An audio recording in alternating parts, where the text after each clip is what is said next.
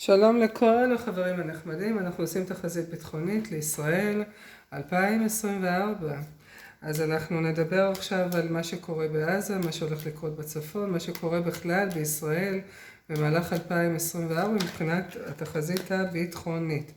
מערבבים את הקלפים, לזכור שאוקראינה עשו את הניקיון בעולם, הכובעים הלבנים, כוחות האור, ארצות הברית ושאר מדינות שמשויכות לבריקס, קודם כל התחילו לנקות את העולם מאוקראינה, כי היו שם מעבדות לנשק ביולוגי להשמדה המונית, לכן זה היה SOS והתחילו משם. אחרי שסיימו שם עברו לישראל, ישראל היא ראש הקבל בעולם, זה לא קשור לאזרחים, זה קשור לחברי הדיפ סטייט, בבונים חופשיים, אילומינטי, קבל וכו'.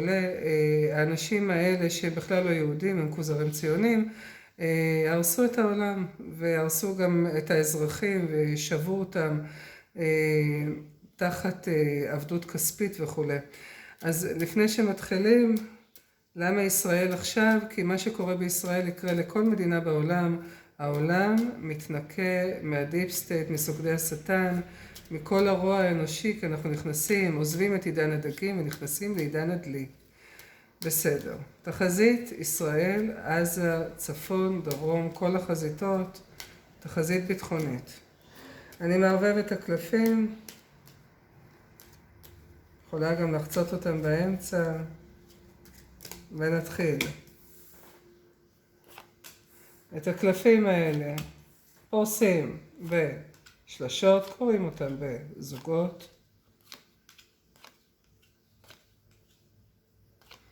נעשה את התחזית הזאת, נעשה אותה למשך רבע שעה, וכל פעם אני אתמקד בסרטון אחר, בנושא אחר, כדי שיהיה קל יותר, במקום שזה יהיה ארוך.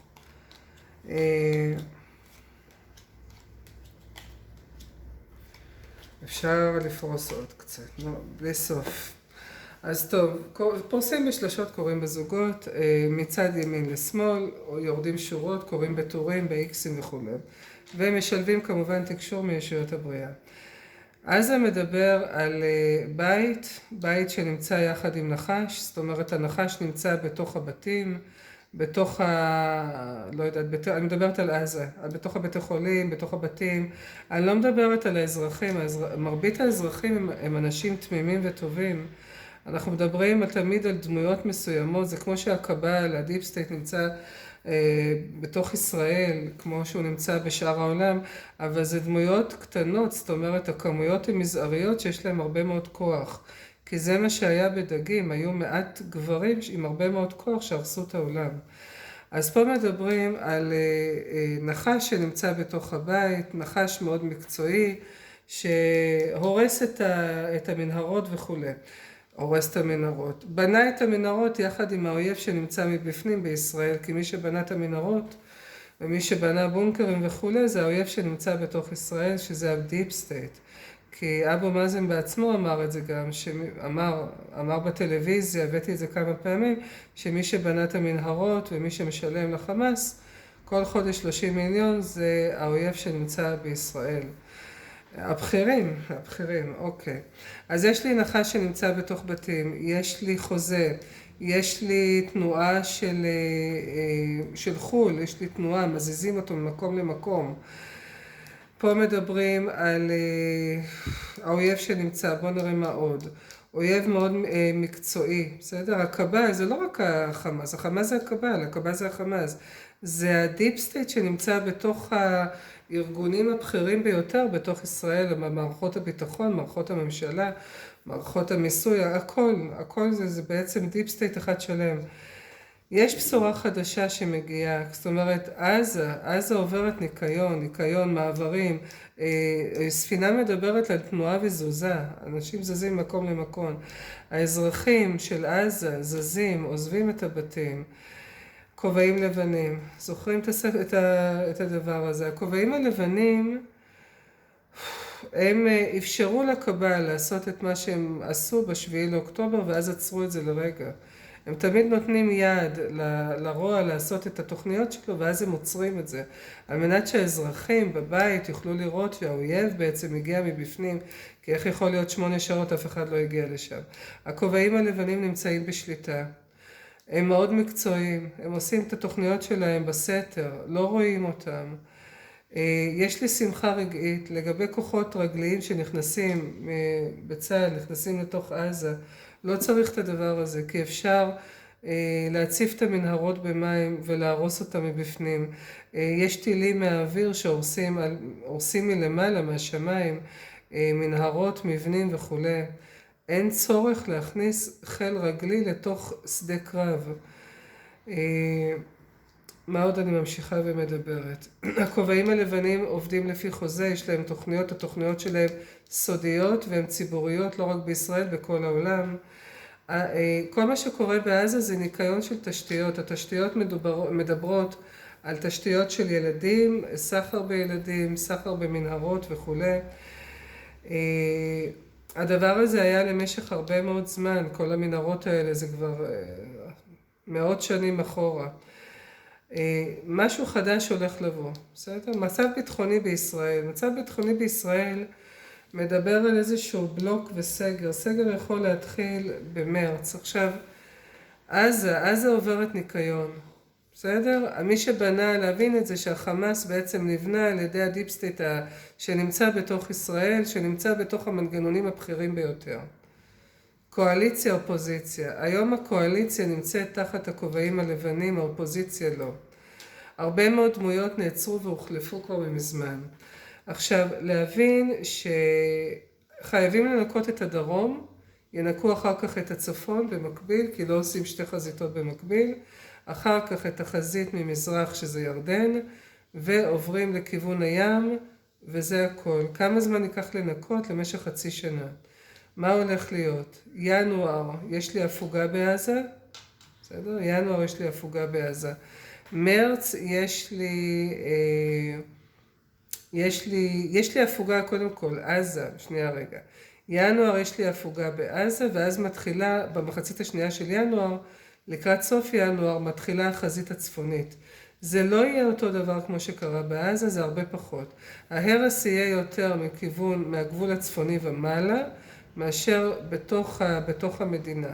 זאת אומרת, תשימו לב שההרס, מה שקורה עכשיו בעזה, ההרס נמצא מחוץ לגבולות המדינה ולא בתוך המדינה.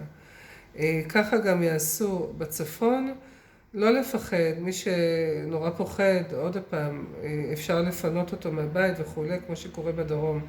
אבל תשימו לב שהכובעים הלבנים עושים הכל, כי כמעט ולא היו מקרים שנחתו טילים שלמים על בתים והרגו זה משפחות שלמות. כמות ההרוגים מטילים ישירים, אם בכלל זה קיים, אפשר לספור על כף יד אחת או שניים, בסדר?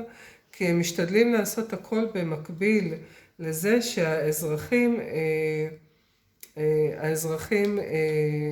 במקביל לחיים עצמם. עכשיו, האזרחים לא יודעים מזה, כי זה תוכניות סודיות.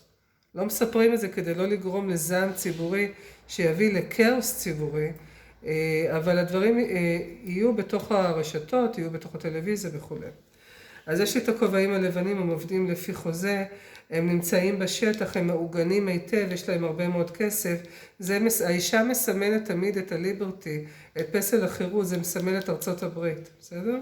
ארצות הברית שולטת עכשיו, המפקד העליון זה טראמפ, ארצות הברית שולטת על התקשורת, התקשורת, האמת התפרסם גם בטלוויזיה, גם ברשתות החברתיות וכו'. המדינה, בסדר, זה קשור לממשלה, היא עשתה הרבה מאוד כסף בסחר, מנהרות, המנהרות האלה שאתם רואים, המנהרות האינסופיות שיש בעזה, זה היה כדי להעביר ילדים, סחר באיברים, אנדרנוכרום, נשק וסמים וכו', אבל בעיקר זה היה ילדים. הכסף הזה שלהם נגמר, ברגע שאתה רוצה לחסל את הקבל, אתה מוציא את הכסף. אתה פשוט חוסם להם את הכסף, ואז הם נהרסים מבפנים. הכסף, פה מדבר על הכסף, פה מדבר על ארצות הברית שמגינה, היא תיתן גם כסף לאזרחים בשלבים יותר מאוחרים, יש תקשורת, היא תעביר את המסרים בתקשורת, רשתות חברתיות. ממשלה, הגורל שלה קורסת, ממשלה הולכת לקראת קריסה. מה יהיה? יהיה משטר צבאי, לא כרגע, 2025, או לקראת 2025. עכשיו, עוד רגע. יש לי פה הגורל של המדינה, זאת אומרת להרוס את כל התשתיות, הקלף הזה הוא הקלף השלילי ביותר, להרוס את התשתיות של הקבל, של הדיפ סטייט, להרוס את כל הדבר הזה, את כל המדינה שבנתה את כל התשתיות האלה, זה הגורל שלנו. אנחנו משויכים לארצות הברית, כאשר הגורל צמוד לאישה, שזה פסל החירות של ארצות הברית, זה אומר שאנחנו הכוכב 52. פה מדברים גם על בריאות, מדברים על גבר, מדברים על משהו שהולך לקרות, יש לי פה ביקורת, זה יכול להיות ראש ממשלה או דמות בחירה שהמצב הבריאותי שלו לא טוב, זה יכול להראות לי גם על מעצרים של דמות ביטחונית או ראש הממשלה וכו'. יש לי פה הרבה בעיות של בריאות, בסדר? כל המדינה עם כל החיסונים, אבל זה סיפור אחר. יש לי פה בן אדם שהיה מאוד מושחת, יכול להיות אנחנו מדברים על ראש הממשלה, אדם שהיה מאוד מושחת, אבל הוא היה אחד מיני רבים, כי זה מדבר על רבים. וזה לא קשור רק לקואליציה, זה אופוזיציה בעיקר, כי האויב נמצא מבפנים. הבן אדם הזה כבר, הוא איננו, בסדר? הראש ממשלה כבר איננו מזמן. יש פה הרבה ביקורת, גם ביקורת עליו וגם ביקורת שהוא סיפר בזמן המעצרים שלו, אבל יש הרבה דמויות שהולכות להיעצר. והאמת הולכת להיחשף, שוב אני מדברת על עזה, מה הולך לקרות בישראל, לא רק עזה. החזית הדרומית מתנקה כרגע, כמה זמן זה ייקח?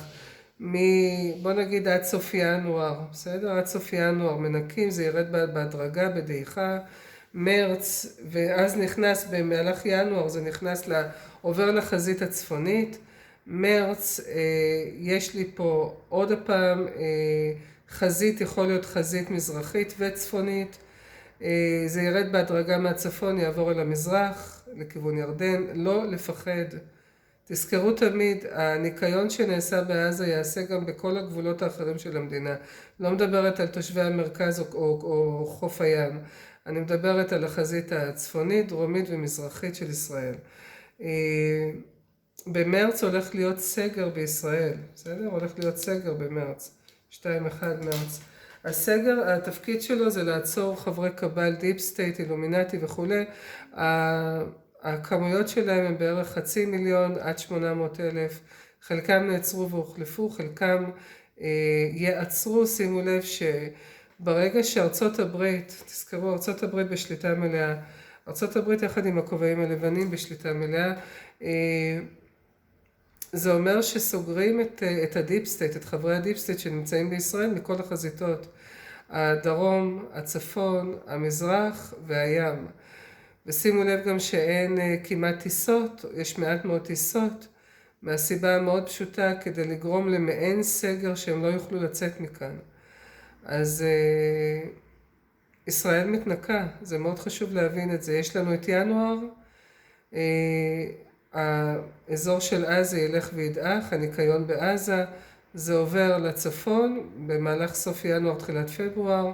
במרץ יש לנו סגר, הסגר יכול להיות על בסיס ביטחוני, בסיס רפואי, לא להתייחס לזה, לא יכריחו אתכם לעשות חיסונים, הציבור פשוט מתעורר, האמת היא מזעזעת מכל הכיוונים, גם בהונאת הרפואה, בהונאת הקורונה וכל מיני דברים.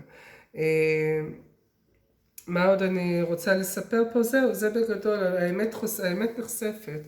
האמת, זאת אומרת, יש לנו את האמת, אנחנו חושפים את הבתים, חושפים את המנהרות בתוך הבתים, חושפים את האמת לאנשים בבית, הכל הולך ונחשף. במהלך המחצית הראשונה של 2024, ישראל מתנקה, מהמחצית השנייה אנחנו לקראת משהו טוב. עכשיו, מאוד חשוב להסביר עוד משהו לפני שאני מסיימת את ההקלטה הזאת, ששני הצדדים צריכים לרצות בשלום. לכן עושים גם את כל המלחמה הזאת, על מנת שהצד הדרומי, זאת אומרת, גם העזתים ירצו, זאת אומרת, גם העזתים ירצו בשלום, וגם הישראלים ירצו בשלום. בסדר? לכן כאילו הורסים את הכל, הורסים לשתי הצדדים, גם לתושבי עזה וגם לתושבי ישראל. ישראל נמצאת כולה במלחמה, כדי שהאזרחים ידחפו לכיוון שלום. כיוון שלום זה אומר שמוסרים גם שטחים, תושבי עזה חלקם יהיו עוברים בחזרה למצרים כי לשם הם משויכים, חלקם יעברו למדינה הפלסטינאית, תהיה גם זה מדינה פלסטינאית, בסדר? תהיה גם איזה ממשלה פלסטינאית. כי לאט לאט, בסדר? לאט לאט, הכל יהיה, זה הכל לרגע, כי אחר כך מה יהיה משטר צבאי, אנחנו לא מדברים על 2024, זה 2025 ואילך, יהיה משטר צבאי ויורידו גבולות וכו' וכו'. אנחנו בדרך לקראת עידן הדלי. בגדול מה שקורה ב-2024, מחצית ראשונה, ישראל במלחמה עדיין, מנקים, בסדר? לגבי החטופים, 90-95% מהם יחזרו בחיים, אין מלחמה בלי הרוגים, זה משהו שאתם צריכים להבין את זה. אנחנו במלחמה, המלחמה היא לא נגד החמאס, המלחמה היא נגד הדיפ סטייט. כי מי שבנה את החמאס ומימן את החמאס זה הדיפ סטייט שנמצא בתוך ישראל, בתוך ארגוני הכוח שנמצאים בישראל. אז כל מה שאנחנו רואים עכשיו, נכון, זה סרט אחד גדול, אבל בכל סרט הוליוודי יש פצצות ויש מלחמות ויש הרוגים. שוב אני אומרת, כוח רגלי לא היה צריך להיכנס לתוך עזה. השביעי לאוקטובר היה צריך לתת לגיטימציה, לפתוח את העיניים להרבה מאוד אנשים ואזרחים שאין לי אמון בסיסטם, שמישהו עשה פה משהו מחדל נוראי, לא שמעתי, לא ראיתי, לא ידעתי. למרות כל הסימנים וכל מה שנאמר מסביב, והתצפיתניות שאמרו, המחדל הוא עצום. זאת אומרת שהאויב נמצא בתוך הארגונים שאמורים לשמור על האזרחים. לכן הבריאה משבשת. אנחנו צריכים להגיע למצב של אי אמון, להקים את המשמר האזרחי. כל אלה בצפון שפוחדים שיבואו אליהם, ייכנסו אליהם, חדירת מחבלים וכו'. אם אתם לא תתאגדו למשמר אזרחי, בכל מקום, בכל עיר, לא משנה איפה זה נמצא בישראל, בעולם כולו, המקרים שהיו בדרום יחזרו להיות גם בצפון. זה אתם חייבים להבין את זה. הבריאה רומזת ומלמדת אותנו. דרך ההרס, דרך ההרג, היא מלמדת אותנו להתלכד ביחד ולהקים את המשמר האזרחי. כי אם היה משמר אזרחי בעוטף עזה, 80% מהמקרים שם לא היו קורים. אם זה היה בפסטיבל הזה של המוזיקה, שהאזרחים היו נושאים נשק, כמובן ברישיון, 80% מהמקרים שהיו שם לא היו קורים. כי אנחנו לא יכולים לתת למישהו אחר לשמור עלינו. זה מה שהבריאה רוצה ללמד אותנו. אנחנו נכנסים לעידן הדלי. עידן הדלי זה הכוח חוזר לאזרחים, זה המשמר האזרחי, זה ההתלכדות האזרחית, זה עזרה קהילתית, זה הקמת תשתיות של חינוך, של קליניקות לבריאות חדשה. כל מה שאתם רוצים, סך הכל מה שאתם צריכים זה להתלכד, לסובב את הגב למה שקיים ולהקים משהו חדש. אנחנו לא באלימות. עידן הדלי לא פועל באלימות, אלא פועל בתחלופה, הוא פועל בשכל, בתובנה. אם אני לא מרוצה מהתשתיות של העולם הישן, אני בונה לי תשתיות חדשות ואני הולך איתם. אני לא צריך להחריב את התשתיות הקודמות, כי ברגע שנגמר להם הכסף לתשתיות הקודמות, אתה פשוט הולך קדימה עם מה שיש, והן פשוט נהרסות ודועכות לאיתן. 2024, ינואר, במהלך ינואר יש דעיכה בעזה, הגבול הצפוני מתחיל יותר, הניקיון מתחיל להיות בגבול הצפוני, זה יכול להיות פברואר ומרץ, והגבול הצפוני דרומי, הגבול הצפוני מזרחי, מרץ עד יוני. זאת אומרת, מינואר עד יוני 2024, ישראל ממשיכה את הניקיון שלה, בסדר? מאוד חשוב להבין את זה. אנחנו עוברים ניקיון ואנחנו ממשיכים את הניקיון הזה, כי אנחנו המדינה הראשונה שעוברת ניקיון של הדיפ סטייט, כי אנחנו ראש הדיפ סטייט בעולם, לא מדברים על אזרחים, מדברים על האנשים הבכירים שהיו בתוך המדינה, קואליציה, אופוזיציה, עכשיו אנחנו מדברים יותר על האופוזיציה, כי הקואליציה משויכת כובעים לבנים. שני הצדדים צריכים לסבול, גם אזרחי מדינת ישראל וגם אזרחי עזה, כדי ששני הצדדים ירצו את השלום. יש כבר הסכמי אברהם מ-2017, כל המלחמה הזאת, יש נכון ניקיון אזורי, ניקיון של מדינת ישראל, אבל הניקיון הזה בעצם יביא את האזרחים לרצות בשלום, משתי הצדדים. אז זה ידחוף לשלום שיקום ב-2025. זה יכול להיות, נכון, חצי שנה תמיד תהיה אחורה בזמן. זאת אומרת, 2025 מתחיל ביוני 2024, זה תמיד מתחיל חצי שנה קודם. אז כל הברדק הזה שקורה בישראל זה לטובת העתיד של המדינה. אנחנו מתנקים מהדיפ סטייט, זה נראה מלחמה כמו כל מלחמה אחרת. אם לא היו נכנסים חיילי צה"ל, היו עושים ניקיון בעזה גם בלי החיילים האלה, כי לא צריך גם, אבל כל אדם יש לו את הבחירה שלו, אנחנו לא מתערבים בבחירתו של האדם. ישראל מתנקה, 2025 יהיה שלום, יכריזו שלום במזרח התיכון. למה? כי שתי הצדדים עייפים מהמלחמות, שתיהם רוצים, החזרת החטופים, החזרת שבויים, החזרת אסירים ביטחוניים, יהיו תחלופות, חלק מהעזתים יעברו למצרים, חלק יעברו לרשות הפלסטינית, תהיה מדינה גם להם, כי תזכרו שאנחנו עוברים עכשיו תיקון. התיקון הזה הוא תיקון תנכי מתקופתו של אברהם ושרה, כי אברהם לא נתן להגר וישמעאל, שזה ישמעאל, אדמות, הוא פשוט סילק אותם למדבר, וכל מה שהם רוצים היום לתקן קרמה תנכית, לכן אמרנו שזה תנכי, לתקן את מה שהיה, ולכן זה מאוד חשוב שהם יקבלו את האדמות ואת מה שמגיע להם. אנחנו הולכים לחיות בשלום, שלום במזרח התיכון, וזה הולך להיות מדהים. תזכרו שאחרי כל מלחמה תמיד באה פריחה כלכלית, ככה היה גם במלחמת יום כיפור, במלחמת יום העצמאות וכו'. תמיד אחרי מלחמות יש פריחה כלכלית. אז אמרנו, ינואר, הפוגה, החזית הצפונית, החזית המזרחית, מהים כבר מתנקים תוך כדי, ישראל מתנקה. תחשבו ותכניסו את זה לראש, ישראל זו המדינה הראשונה בעולם שהיא עוברת ניקיון. 2025 אנחנו כבר מאחורי זה, בסדר? ניקיון. לגבי לקראת שלום עולמי, זה יצבור תאוצה. אחרינו, בסדר? הולך להיות, האסלאם הקיצוני הולך לעלות בעולם, וזה אני אעשה בהקלטה הבאה. אז תודה רבה לכם שהקשבתם. 2024 מבחינה ביטחונית, מחצית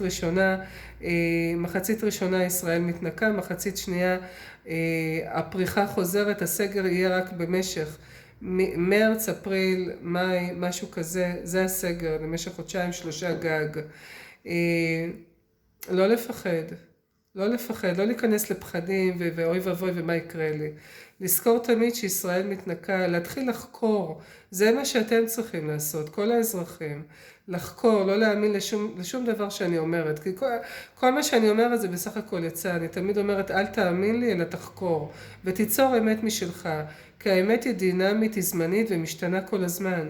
אנחנו יוצאים מעידן של דגים, מעידן של שליטה מוחית, לכיוון דלי זה תודעה חופשית. האמת היא כל הזמן משתנה, היא משתדרגת, כל מה שנדרש מאיתנו זה לחקור ולכבד את דעתם של אחרים. חיוך על הפנים. הולך להיות מדהים, גלי לוסי. ונתראה בהקלטה הבאה.